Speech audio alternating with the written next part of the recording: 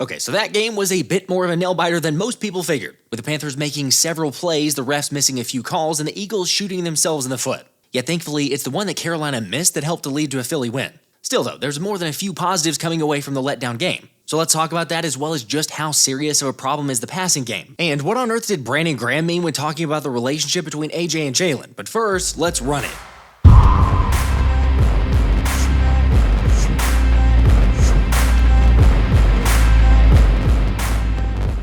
Alright, well that game was a lot closer than it needed to be, but before we get into the passing game and areas of concern, let me hit you with a little bit of positivity. The Eagles are in the playoffs thanks to the Falcons losing to the Minnesota Vikings, and Jonathan Gannon doing us a solid to ensure his cards fell flat against the Seahawks. Hey, nobody cares. Nobody cares.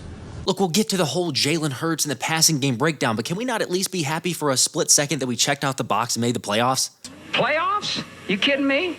Playoffs? Fine, then how about this? As a team, I agree with Anthony DeBona that Philadelphia's close win against the Panthers should be a lot less concerning when you realize that the Chiefs needed a game-winning field goal as time expired to beat Carolina in Week 12. And the Bucs needed overtime to beat the Panthers just last week. Also, some more optimism for you. The Birds just improved to 11-2, which is the 5th time they've had that good of a record through the first 13 games. And by the way, the other 4 times that that's happened, they've made the Super Bowl. Oh yeah, the win also tied for the longest winning streak in franchise history with 9 straight. And speaking of history, Saquon Barkley set the Eagles' franchise record for rushing yards in a season with 1,623 yards through 13 games, surpassing LaShawn McCoy's record he set back in 2013. The crazy part is Saquon still got 4 games left and only needs 483 yards to break Eric Dickerson's single-season rushing record. By the way, I'll save you the math on that. That's basically 121 yards per game average over the next 4, and Saquon has the record. Like I've said, he's playing at an unreal level right now, which is why I'm giving away a piece of history with a signed Saquon Barkley helmet. All you gotta do is hit that subscribe button, and once the channel hits 90,000 subs, which is just a couple weeks away, I'll ship out this bad boy to one lucky winner via the randomized spinner. So again, go ahead and hit that sub button because there's almost 50% of you regular watchers that are still not subscribed to the channel. And also, if you want to see Saquon in person, then I'm going to give out 2 tickets to this week's Eagles-Steelers game. All I need you to do is do me a favor, drop a like on the video, and then go down into the comments section and type in "Go Birds," where then I'll draw for the winner during my live stream. Anyway, let me just say this. You don't go 11-2 with 9 straight wins if you don't have the ability to shrug off adversity and make some adjustments to win ugly throughout the process. I mean, sure, the Panthers game was ugly. It was shaky. At times, the team looked lethargic, but they still found a way, which is, again, a sign of a really good football team. Also, think about this. Defensively, they probably played their worst game at home all year, and yet they still only allowed 16 points. Like, this is the #1 defense in the NFL, who hasn't allowed more than 20 points in a single game since the bye week. FYI, I'm sure some people will point out the Jaguars, but remember, one of those scores was a defensive touchdown, so still 20 points or less since September. Of course, I get it, not playing well in a closer than expected game is definitely worthy of some critiquing. But personally, I'm not putting a ton of stock into it because of what this team's been able to accomplish. Let's remember, this Eagles team boat raced the Rams, who put up 44 points on the Bills Sunday, holding them to just 14 points. And then Philly also got the dub on the road against the Ravens, who most every analyst thought was too big of a matchup for the Eagles. Which is why a little bit of a downer doesn't mean as much to me, because this year's team has proven it's capable of beating good teams, and still finding a way to win even when they don't have their best. I don't know, you tell me if I'm wrong, but honestly, yesterday felt more like one of those 2022 games against Arizona or Indy and barely getting the win there. At the same time, I get it, expectations are really high, but whenever allowing 16 points is disappointing, like I said, it's a really good sign. So come on, let's try and have some optimism while understanding the goal here. Do not be a prisoner of our expectations. Enjoy the journey. We can enjoy this. We are going to get back to work tomorrow and fix all the shit we fucked up, right? Coaches, players, right? But you need to enjoy this. Every one of us is hungry to win.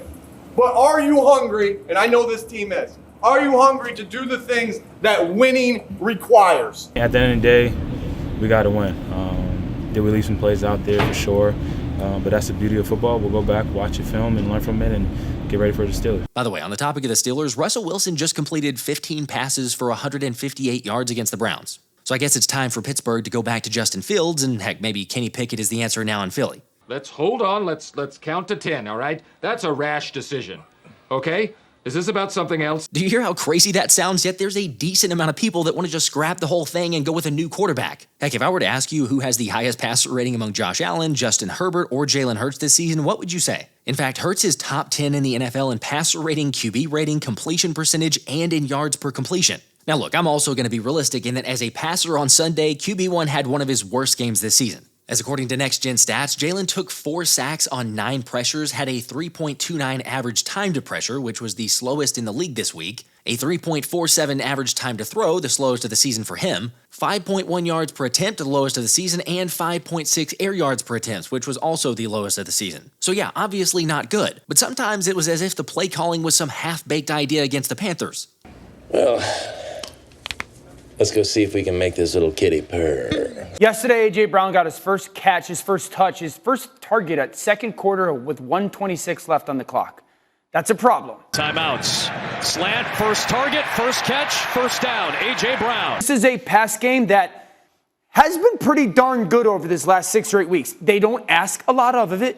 It's AJ. Go win one-on-one. They're going to throw him a stop route, a slant route, a go route, and Jalen's been really good at that. He steps up. He lets it go. And it is caught. In for the touchdown. Oh, my God. AJ Brown. Oh, my God. Oh, my God. You cannot throw a ball any more perfectly than that. For them to win in the playoffs, he cannot replicate what they did yesterday. Okay, he's not wrong. 4 series and not a single target to AJ is inexcusable. Although what's even worse is if you take the entire half against Carolina and then consider that AJ went the entire second half without a target in the Ravens game, he basically went a full game without a single target. So it's no wonder he was upset and throwing his helmet on the sidelines for some missed opportunities. Seriously, how else do you think he's going to feel? I think that the offense needs to improve on passing. AJ, I know everybody wants to get in a rhythm, and DeVonta was acknowledging that. You know, receivers, just like running backs, want to get in a rhythm. How hard is it as a receiver to get into a rhythm when you guys are only throwing the ball like 20 times? Incredibly tough. It seemed like there was a moment on the sideline when you threw your helmet into the bench. What prompted that reaction? 3 and out. As a leader on this offense, what's kind of your approach this week in changing the result in terms of everyone, and not just you, a lot of the players on offense saying that this was just not up to the offensive standard? Putting our hair down and just going to work, doing the things we're doing and learning and growing. What are the conversations like with Jalen during a game like this, where maybe the passing game isn't everything you want it to be? Not too much conversation, honestly. I don't know. Ain't about solving anything. Everybody has a reason to want more, and you know, it's a fair desire of being in fullness of what we can be, because we've done it before, and just got to build, got to progress, have to find a way to come together and come in sync as a unit and play complementary ball. You know, I play my role in it and how we execute, but ultimately it's about what position we put ourselves in. But it's not my choice. Okay, first off, I should clarify, let's not blow this out of proportion saying AJ's fed up with Jalen or fed up with the Eagles and wants to leave. And kudos to Ray Didinger for echoing that in his analysis of 11's take. Seems to be that people are taking this as AJ's unhappy about his role. AJ's unhappy about his catches, clearly. his production. No, well, no, I don't know. I mean, I think what he was expressing there was an overall concern about where are we as a passing team. You know, where is our passing offense right now? Sure. Is it good enough? It's not just, I'm not getting my catches. I'm not getting my yards. I'm not getting my touchdowns. I mean, I didn't see it as a selfish, as a wide receiver, diva wide receiver pounding his chest saying, I want mine. Thank you. It's just calling it like it is. The passing game needs to be better. Granted, it's funny how Jordan Mailata can make the same or even more colorful remarks about the offense and no one seems to care. Although not gonna lie, but the last person I expected to hear admit Jalen and AJ might not have the best relationship is BG. The person that's complaining need to be accountable. And I'm just being honest. You know what I'm saying? Like, and he know this. He, you know, I don't know the whole story, but I know that one is trying. And I mean, 11 could be a little better with how he respond to things. And they was friends before this. It's like, man, but things have changed. And I understand that because life happens. But it's the business side that we have to make sure that we don't let the personal get in the way of the business. And that's what we got to do better as right now, because we know it's an issue. Everybody's seeing some things, but we need to be able to talk things out as men. You know what I'm saying? But we need to let personal stuff go and let's get right for this game, because, man, it's like a lot of stuff, most of the time it's just a conversation that just need to be had, but the person with the problem got to want to talk to the person other than others. Okay. That's all I'm saying. I'm going to be honest, that sounds bad, and maybe it is. Because quite frankly, the last guy I'd expect to blow something out of proportion is BG. Heck, we had him on the show this offseason and he shared the locker room was great, the guys were behind Sirianni, and they were ready to roll. Yet if he's confident enough to say that, then maybe it is a more serious problem than we thought. At the same time, didn't BG just kind of in a roundabout way do what he's telling AJ not to? I mean, seriously, if there's an issue, why would you share with the media? Instead, why don't we keep it internal and not let everyone know about it? Here's my hope. Maybe things have changed. But like working with friends or family can change a relationship. It's just hopefully not to an extreme divide. Here's the problem though. It was either already a problem or it definitely is one now. Having said that, I'm not going to rush to judgment. I mean, let's remember, AJ signed an extension this offseason. And this clip was just a few weeks ago. So my thinking is perhaps communication isn't where it needs to be, but I don't think they hate each other or anything like that. Anyway, what do you guys think? Where do you fall on this? I'm genuinely curious to hear all y'all's comments. Either way though, it was certainly a mixture of mistakes that caused issues Sunday. As after the defense got a quick stop thanks to a crushing hit from CJ, Jalen missed AJ on his first opportunity of the game. This play is pretty representative of what yesterday was, okay? This is not the only one that looks like this. So you're just getting hardball essential play action. You're trying to get downhill play action, and this is a 3-level throw where A.J. Brown's going to run what we call a pylon. There's an inside release, sail, and then a flat route, right? It's 1 down here, 2, 3. And this is really an alert off this defender, okay, if you're the quarterback. If this defender has depth and whatnot, you're then going off this defender. That corner gets out of there, you're going sail to flat route, and you're trying to get him to go up here to throw this ball. You're always having vision on this defender as a quarterback. Okay, if you get nosy, because this safety in the middle of the field, right? If you get nosy, I could take a shot at this pylon. This is about as pretty black and white, clear and wide open as it gets. The pocket is absolutely spectacular. You would say right now that ball should be launched, okay? Doesn't see it, checks it down. This ball's a touchdown. This happened too much yesterday for their pass game. We'll probably say this a lot, but hindsight's 20/20. However, while I would have loved to see how this would have played out if Hurts had taken the deep shot to AJ, shout out to Eagles Eric for pointing out that Hurts probably saw number 8 getting a lot of depth, so wanted to go to Smitty, which at that point he had reset his feet and was flat-footed when AJ started to get open, so ultimately missed out on the throw. Regardless, it's not like that killed the drive though, as Kenny G ripped off a big 20-yard run on the next play to put the Birds close to midfield. It's just that the next play was a poor blitz pickup and Josie Joel sacked Jalen for 8 yards, leading to a couple incompletions and eventually a punt. Now, thankfully, the defense stood tall once again, despite initially getting beat on the ground game, as Zack Baun came up with a sack on 3rd and 7 to force another Panthers punt. Yet, as I said, Jalen just didn't have a great game, and that's okay. But the vision was also shown in the ground game, with Hurts seemingly having enough to pick up 2 yards for the first down, except instead he ran into the back of Lane Johnson and had to give the ball back to Carolina. And then Adam Thielen beat Cooper DeJean for 24 yards to eventually set up a field goal to put the Panthers up 3-0, meaning the Eagles again failed to score in the first quarter. Which really makes you feel even worse when you consider that Carolina was 31st in terms of first quarter points per game allowed this season. In case you were curious, Philly's 17 points in the first quarter are the fewest in the NFL, as they've now been outscored 59-17 in that period, yet have outscored their opponents 325-175 the rest of the game. I mean, they keep trying to find answers, with Kellen Moore emphasizing some changes and adjustments, and somehow they've gotten away with it. But seriously, look at this. If you take all of the opening drives for the Eagles this season, they've only scored 6 points on 2 made field goals out of 13 first possessions. The question is, can they continue to get away with these types of slow starts once you get in the playoffs? Like, they are 11-2 and still have the 3rd highest point differential in the league. It's just that at some point you question if that's a serious issue. I wouldn't say it's an issue. Would we like to start off faster? Yeah, but I think it would be a different conversation if we were a team that started off fast and didn't finish strong. I think we'll all be having a different conversation here. So at the end of the day, the most important thing is winning football games, and are we going to continue to work on that and try and get better? Yes. I think you guys got to understand too that not in an arrogant way. We are the Philadelphia Eagles, and especially on the opposite side of the ball, we have a lot of great talent, and defenses come and do a lot of different stuff to make sure that we don't take over the game.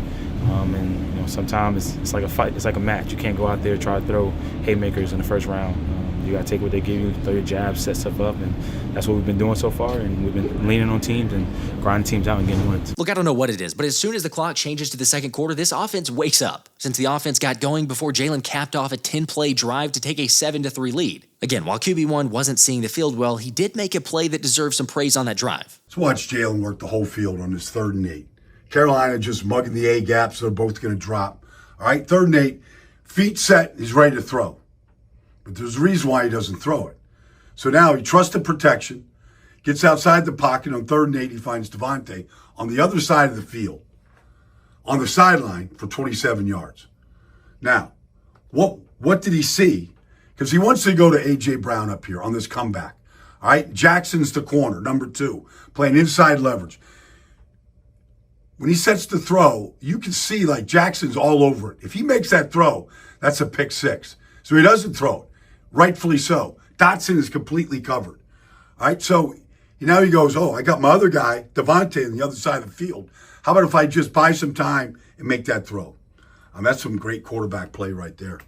Smart decision by Jalen not to throw it to AJ and to get it to DeVonta on the other side of the field.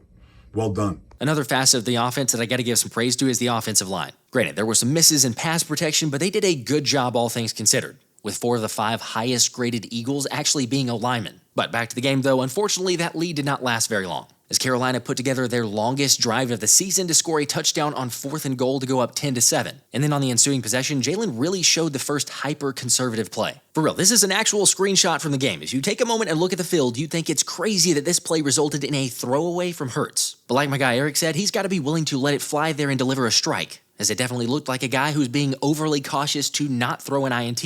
Look, it's a double-edged sword. I will say more power to Hurts on the fact that he's practically removed his turnover issue, but it's also relying on a little bit more of a conservative play now. So sure, there could probably be a little bit more of a healthier balance. Of course, Hurts just flat out missed Johnny Wilson on a high throw the very next play, which is really hard to do considering the dude's 6'7". Thankfully, Bryce Young airmailed his pass even worse on the next 3rd down with C.J. Gardner-Johnson hauling in the interception. By the way, I should mention Jalen Carter's rush on this play because he no doubt affected Bryce Young's timing to get rid of the pass. Anyway, back to CJ though, he played really well in coverage and in stopping the run. Sure, it wasn't perfect, which we'll get to, but he no doubt flipped the game with that turnover, because Jalen was able to finally hit AJ for 10, and then work his way down before delivering a 4-yard strike to regain a 14-10 lead before the half. Now, on one hand, he could have very easily thrown a touchdown to AJ on the slant, but just to make that throw across the field into a tight window is impressive. Okay, so at that point, we made it to half. The Eagles had run 29 plays. The potential issue, though, is that out of those 29 plays, only 9 of those were run plays to Saquon. Again, Jalen deserves some blame for the passing game, but Kellen could have also leaned into the running game earlier and it wouldn't have been near as close. I mean, let's not forget, this was the league's worst run defense, and the Birds were averaging nearly 7 yards per carry at that point. So I don't know, maybe just keep running until they prove they can stop it, which is exactly how the second half started, well, after an incompletion on 1st down. But then the Eagles ran 6 straight runs all the way down to the Carolina 34, before a pass play resulted in a sack on 3rd down and left Jake Elliott with a 52-yard attempt that he unfortunately ended up slicing wide right. And with the miss, Jake's now 0 for 5 from 50 yards out this season. I mean, come on, that's insane. Like, this was a dude who had been 70% from 50+ in his career before this season, and 86% overall. But this year has been flat out awful. Heck, the rest of the league is making 50-yard field goals at a 72% clip. Meanwhile, Jake is at 0. Like, I'm not at the point of saying the Eagles need to get a new kicker before the postseason, but given his struggles, it certainly brought up that debate on social media. Because let's be real, Sirianni didn't even feel comfortable letting Elliott kick a 54-yard field goal with 3 minutes left to make it a 2-possession game. Yes, I know there was wind and maybe it wasn't a good day for kicking. However, we've seen some insane ability in the terrible elements when Jake is on. So I think it's at least fair to say that the trust is probably a little bit shaken. Anyway, the miss gave the Panthers a shortened field, which they capitalized on, going 58 yards in 12 plays thanks to some key conversions and a lucky tipped pass on 4th down that fell right into Adam Thielen's lap. And the next, Chuba Hubbard paid off the football gods' favor to take a 16-14 lead with 2 minutes to play in the 3rd quarter, as it was precisely at this moment that the bettor who risked $3.1 million on the Eagles to win was feeling it. I can't take the pressure. I was crazy to think I could land this. I got a favor to ask. If that dude is watching right now, please don't ever take that bet again. Fortunately for you, the lead was restored when the Eagles went 70 yards in 4 minutes, capped off by Jalen Hurts' 4-yard pass to Grant Calcaterra for his first career touchdown in the NFL. However, I know it ultimately didn't matter because they ended up scoring, but right before QB1 ran for 35 yards to set up the score, there was a perfect opportunity to hit a touchdown to AJ or even a good 1st down to Smitty. It's just that poor blocking allowed A'Shawn Robinson to get there before number 1 could uncork the long ball. Again, Jalen missed opportunities, but it's not like it was all on him. Still, good for Calcaterra and good for Hurts for showing the patience to hit his 3rd read over the middle of the field for a score. Yes, technically, Jalen could have hit AJ if he'd stayed on him longer, but 6 points is 6 points. That then turned into 8 points thanks to a penalty after Jake Elliott missed the extra point, where then the Birds got the 2-point conversion to lead 22-16. Now, the next drive got a little dicey before Slay broke up a pass on 4th down to give the ball back to the offense. Also, a play that might get overlooked but shouldn't was seeing Nakobe make a tackle on Chuba Hubbard on a 3rd and 8 to bring up the 4th down. And it might not have been the greatest game for Nakobe, but in the grand scheme of things, that stop right there was huge. The other thing that seemed huge was Avonte Maddox's sliding center field catch of Braden Mann's punt to put Carolina at the 3 with 3 minutes left. But then on a 3rd and 11 from their own 2, Young delivered a heart sinker to Xavier Legette for 31 yards, as our $3.1 million friend was really feeling it then. Further back is Kiss Harmony, and then a long break to Playgrove, and a minute away is Kaepernick into the stretch. The fact that Carolina got all the way down to the Philly 32 with 52 seconds left was way too close for comfort. Granted, I don't even know what you'd call the Xavier Legette drop from 32 yards out because it seemed like that would have been the game. Miraculously, though, the refs ruled it an incomplete pass as the rookie wide receiver wasn't able to secure the catch going to the ground. And good on him because that was the right call. However, if you look at this face mask call earlier, we wouldn't have even been in this situation had they called it. Shout out to the ref. How much relief was in that moment? Yeah, a lot. But, I mean, it's football, bro. Things happen. I truthfully thought he caught the ball. I'm not even going to sit here and lie. And then when he came with an incomplete ball, hit the ground, I'm like, yes, I'm going to live another down. Look, call it luck, grit, good fortune, whatever you want. But thankfully, Slay made the final play to force an incompletion on 4th down and in the game. Yes! Yes! Yes! Yes! Yes! I won! Overall, was it pretty? No, absolutely not. And as much as we've praised Cooper DeJean, he definitely had his welcome to the NFL moment, as the Rook gave up 3 third-down conversions and was beaten by Thielen on multiple occasions. Although this was bound to happen. Again, it's the NFL and you can't take anything for granted. Still, this defense answered the call when it needed to, and this team got the win. Also, for those saying that this team can't make the Super Bowl, how do you expect them to do that if they just played that way against the Carolina Panthers? I think you're getting a little bit carried away.